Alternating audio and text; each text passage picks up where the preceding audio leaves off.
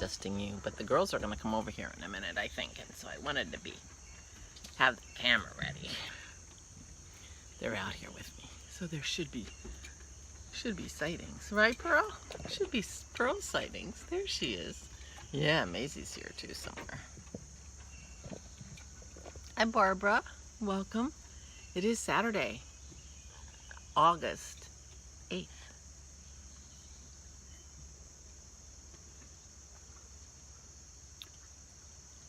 Feels like that's a day that has some meaning to me, but for the life of me, I can't think of what it is, so I could be wrong.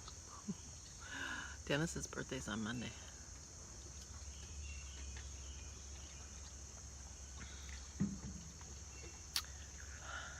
My gift to him will probably be to try to not sing him happy birthday. He would like, oh, I did my nails. He would like that. So yesterday did not turn out as planned. We were able to walk the dogs, so that was good, and came home, and then the air got very unstable, and we had a big thunderstorm in the afternoon, and Pearl was not a happy dog. Not a happy dog. It was a big thunderstorm right over top of us. And then the power went out. And Dennis had just siphoned all the gas out of the generator and ran it dry and put it away. I mean, like 20 minutes before the power went out again.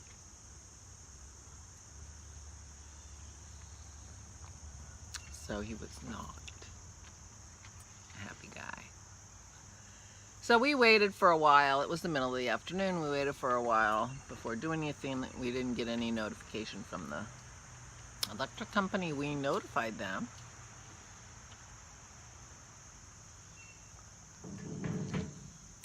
But luckily, I can knit stockinette in the dark. It was mid-afternoon, but I told you our room is not that bright anyway, even in the sunshine, and it was dark. It was dark because of the thunderstorm. So, but I was knitting. I was knitting on my niece's boxy. Show you how beautiful this green yarn is knitting up. Isn't that beautiful? I'm really tickled with it. This is how far I am with Ella's boxy. Crazy, right? So this is Mr. Carrisford by the Crafty Toads, and I'm just really tickled with how it's knitting up. And this is an MCN, which is lovely to work with, and so when I want just to be a stockinette zombie, I just grab that, and I can do it in the dark. So that's good. So the power was out for an hour and a half, 2 hours, something like that. But it overlapped with our time when we would be going to Dennis's parents. So we called them and said, better not. So we're going tonight. So we did not see his parents last night. After all, their power did not go out either time, which is good. That is a very good thing. It flickered for them. I don't think it even flickered for them yesterday, but it flickered for them the other day. Hey, Maisie, you want to say hi? Come here, pup. Come here. Hi, there's Pearl. Pearl's right here saying hi. Come on, Maise. Come on. Come on. Come on. You coming? No? Are you coming for a cuddle? Come on. There's my Maisie Daisy. There she is. Good morning. Good morning. Yeah, good morning. Good morning, puppy. Yeah. So we're outside now. The sun's come out, which makes it much nicer. It's not supposed to be a particularly lovely day, but actually it's looking pretty good, and I'm enjoying being out here. So the other thing I did yesterday, you're not going to believe. I got halfway through the sewing of my sweater. Yeah. So I will finish sewing my sweater today. And then I need to figure out the whole button situation and finish it off with the collar. But I sewed in the sleeves, did the shoulders, sewed in the sleeves, and I have the side seam sewn on one side, so I have to finish the sleeve there and then do the other side. So it's coming. It's coming. That felt good. I did that before we went on our walk. Then after we got back from our walk, things started to go a little dicey, and so I didn't get any more sewing in. By the evening, I was reading a book, and I thought, oh, if I'm reading a book, I can paint. I don't know what gave me the thought. Oh, I had a rough spot on my nail, so I was filing my nail, and I thought, oh, my nails are a nice length, and they look good. And I haven't painted my nails in a long time. Have I painted my nails during Corona? I don't think so. All goes with the new hair, I guess.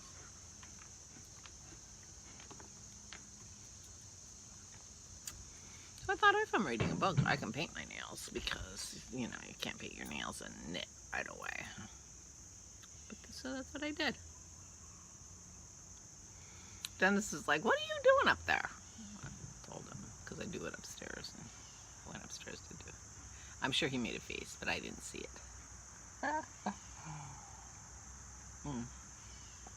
Our coffee's good. I've got cream in it. I was supposed to weigh myself this morning. I was doing not weighing myself for a week. Self-imposed. Except I cheat. So my official weights are in the morning. Official weights. But I weighed myself a couple of evenings to see, you know, sort of how my trend was, which was not good. And then so I think it helped me to know, yep, not good, so. And then I forgot to weigh myself this morning before I got dressed and had my coffee and whatever, so I'll weigh myself tomorrow. After all that, then I forgot.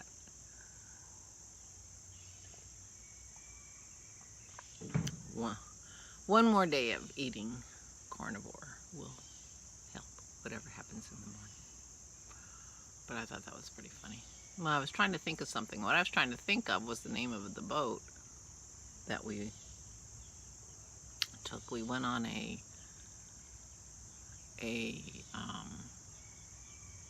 river cruise in the upper Amazon in Peru. It was one of the earliest trips we made. And we flew into Lima and had a couple lovely days in Lima. And then we flew over the Andes to Iquitos, Peru, which is the westernmost Atlantic port. So Iquitos is only accessible by air or by water. There are no roads. The only road that leads to Iquitos comes from Now to Town, which is also on the Amazon, and Now to Town, the only road that leads to it is from Iquitos. So there's a road between those two towns. And there's the Amazon River, and that's it, and an airport. But the Amazon River is navigable all the way to Iquitos, Peru. I don't even know, I want to say 2,100 miles, something like that. So, and it had been booming. Iquitos had a very big boom time in the early 20th century, when there were rubber plantations and things in that part of the upper Amazon basin. And so it had big, beautiful old buildings that were, of course, not in great condition anymore because they're in the Amazon rainforest. And they were 100 years old or more. But they had, you know, they were faded beauties. You could see that they had been wonderful and interesting.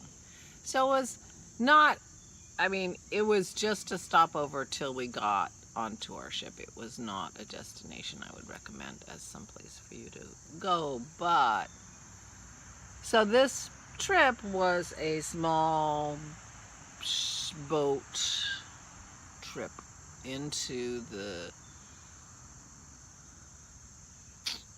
I should have looked this up before I started talking about this, Pequeña Samaria, something like Pequeña Samaria Reserve in Peru, which is a big natural preserved area in the upper Amazon on the two rivers that come in that make the Amazon River. So the start of the Amazon is very near Iquitos, and we were going up into the two rivers that are begin the basis of the Amazon, and you know, deciding where the Amazon starts is a very subjective thing that somebody has done. They used to think it started near Manaus in Brazil, where the Rio Negro comes into the whatever and forms the Amazon at that part. But it's the Rio Negro and the Amazon now, because that river is still navigable. But there's over 1,000 miles more beyond Iquitos that is one of the rivers that contributes, you know. So anyway, it's a subjective thing. But we were going up in the area between the two rivers that come together and right at this point are called the beginning of the Amazon. And it's a preserve, so, and it was the most amazing trip. but the boat that we were supposed to be on broke down apparently, and the boat we were on was a former missionary boat called the Chosen Vessel, and there were two nice-ish rooms at the front of the boat, and all the other rooms were essentially cells. So we were in like missionary cells on this boat, and so you walk into the room, and right beside the door here was a twin bed, and up here was a twin bed, and that was the size of the room. That was 3 sides of the room. Well, actually all 4 sides, because it went here, here, here, and here. So the part of the room that wasn't bed was the size of a twin bed. If it had hooks, it would have been really good, but it didn't. It had a shelf, and it had room under the beds for your suitcases.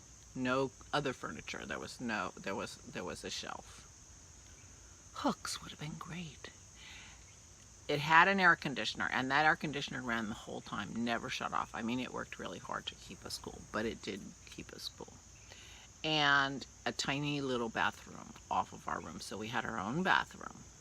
And this tiny little, and the mattresses on the beds were literally this thick. I laid down on that bed the first one we walked in, and I could feel every pressure point, and I thought, oh my God, I'm never going to sleep. I'm not going to sleep a wink for a week. We were on that ship for a week. There were 15 people in our group, and that ship had 8 comfortable chairs.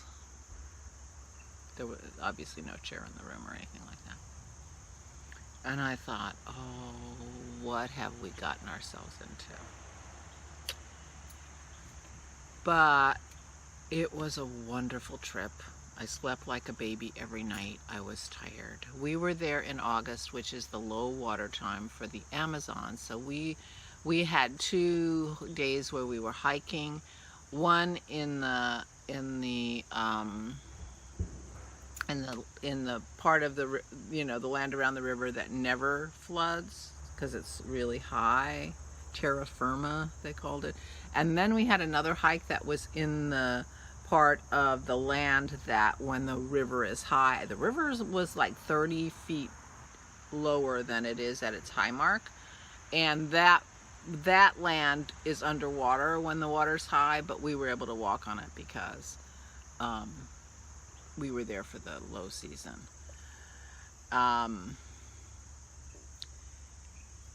Unbelievable wildlife, unbelievable birds. We didn't see too much wildlife when we were walking on the part that was sometimes flooded, but the trees were very interesting and what was going on there. The terra firma walk was really amazing. We got this close to a sloth. Dennis actually touched it. I mean, face to face with the sloth. I mean, it was really amazing. And at one point he brought a stick and it had an ant on it that was about this big. It was about an inch long. And Dennis and I were in different groups, which was kind of hilarious. There was like the easy walk and the not so easy walk. It's the same walk, we just went different directions. It was ridiculous. But anyway, we were in different groups, and in Dennis's group, he brought that bullet ant out to show people, and 2 people in his group jumped back 25 feet and turned around and went back to the boat. The bullet ant is like the most painful bite you can get in the insect world. Somebody made a scale of pain, and you know, and everything is on this scale except the bullet ant is off the scale plus to the painful side. Anyway, apparently they had been bit by a bullet ant when they were in Costa Rica at one time, and they just like turned around and left. They were like, we're not gonna be here.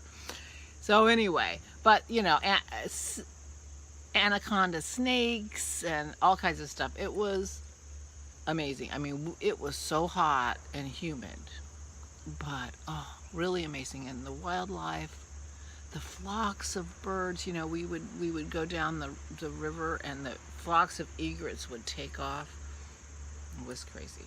The reason I'm even telling you this story now, which is making this a long video, is that one of the things that this was overseas adventure travel, and I've talked about them on my podcasts before because a lot of our trips have been with them, and one of their things is cultural exchange. So you often go and visit, you know, have lunch with a family, or you know, an in-home visit, and we went to a river village, and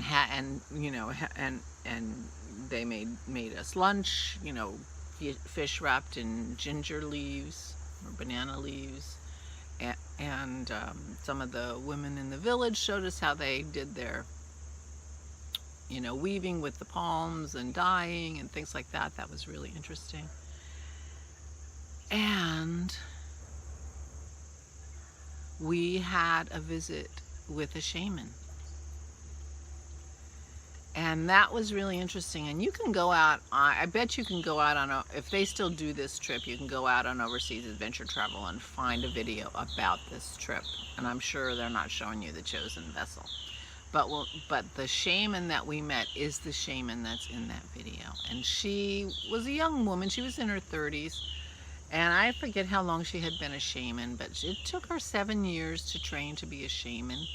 And she said it's mostly women are shaman these days because the men can't stand to live on bananas and fish for 7 years. While she was training, she lived on bananas and fish. That's it. And when I watched that movie, you know, it just felt, I don't know how to say this without sounding like a jerk. But, you know, coming from a Western, you know, Christian upbringing, you know, in America, if, you know, when I watched it in the movie, it was just like, it felt like, I don't know, you know, just, I want to say the word hokey, but that's such a terrible word. But it, you know, kind of struck me as, you know, okay, yeah, woo, you know.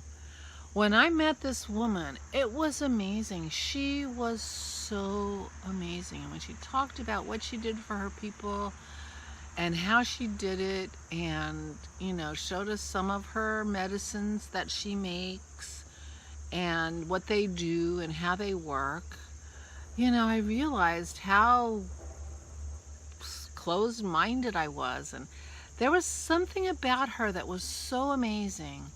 And I just was so glad that we went. Not that I was going to skip it, but that I was so glad she was on that trip, and we got to talk to her and hear about how she took care of her people. Because these are people that are so far away from anything.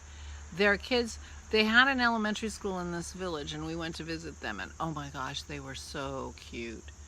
And the kids were there. We didn't get to meet the teacher. The teacher was out of town doing something, I'm not sure what, but we got to meet the kids.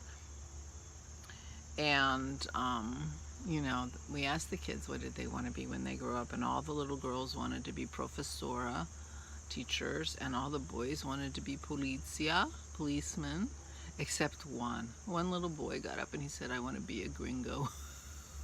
I'm like, you do want to be a gringo. Because, you know, here we come in with our money and our whatever, you know. But anyway,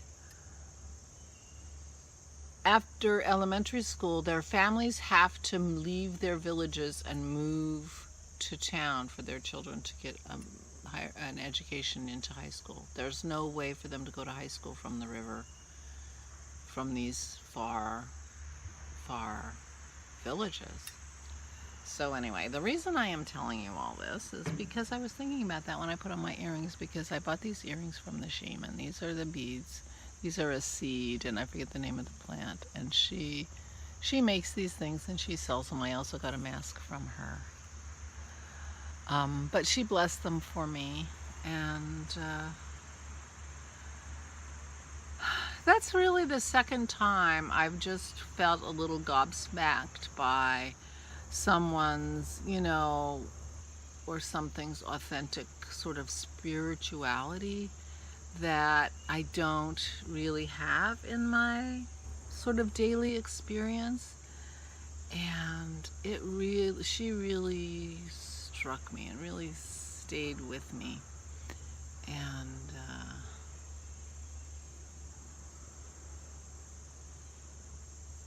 And I still think about her, and you know, and of course the interesting thing is, I mean, she makes these medicines and they work.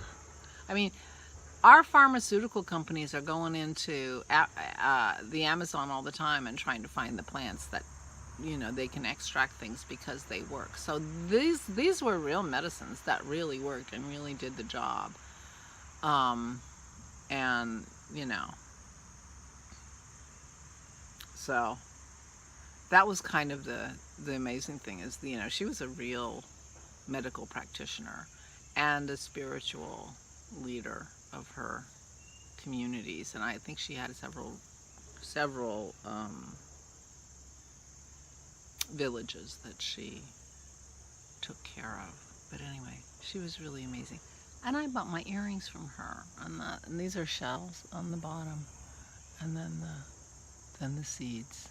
I bought earrings for my daughter, I think. Anyway, but that was an amazing trip, and we had a wonderful time. Even on I mean, the facilities were absolutely the worst we've ever experienced.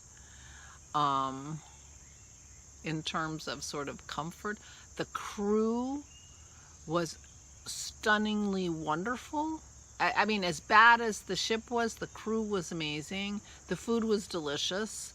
They had a community room kind of thing on the ship that also had air conditioning. There was air conditioning in the dining room, air conditioning in the community room, and your bedrooms had air conditioning. There was no air conditioning anywhere else.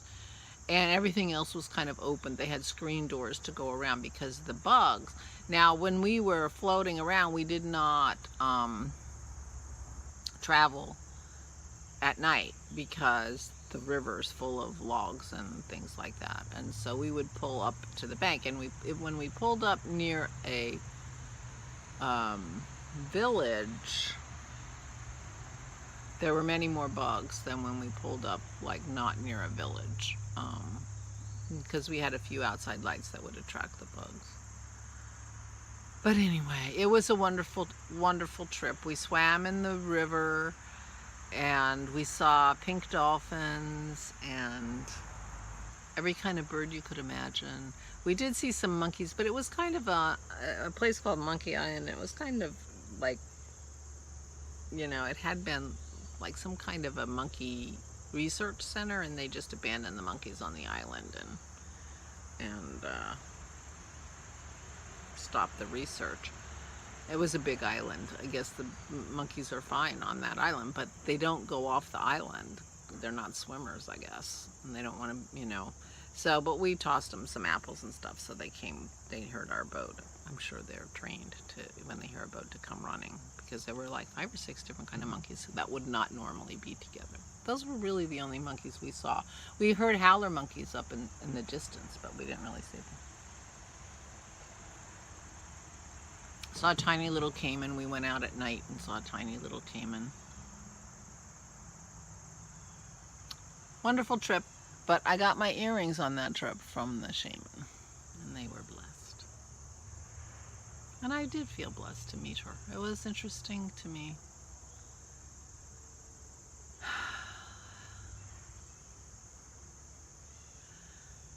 Yeah, kind of closed-minded about things like that. I'm trying not to be like that anymore, you know.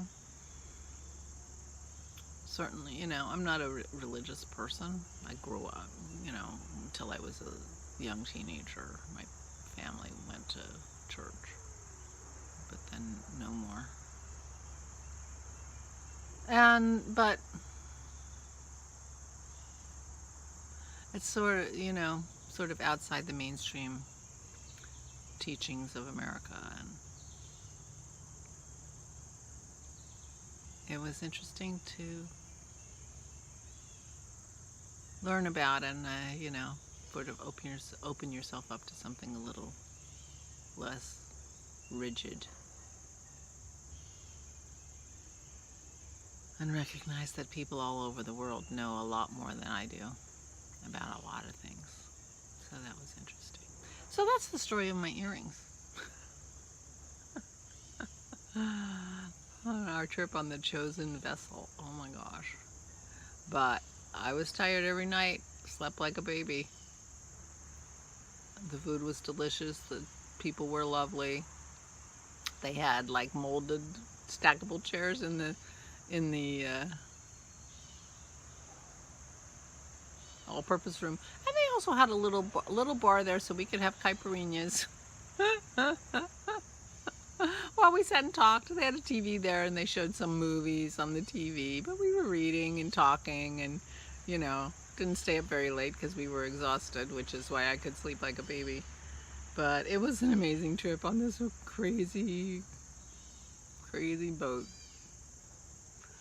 I don't wonder what the boat was supposed to be, but it felt like a cell. In the end, it didn't matter. It was a wonderful trip. We'd do it again in a heartbeat. Except there's a lot of places we haven't been that we'd like to go. And, you know, we're not traveling. We're not traveling. That was our first sort of main trip foray into South America. Dennis loves South America. I like South America too. We've been there several times. And I recommend it if we ever get a chance to do things again. But anyway, so that's where I got my earrings. They're very light.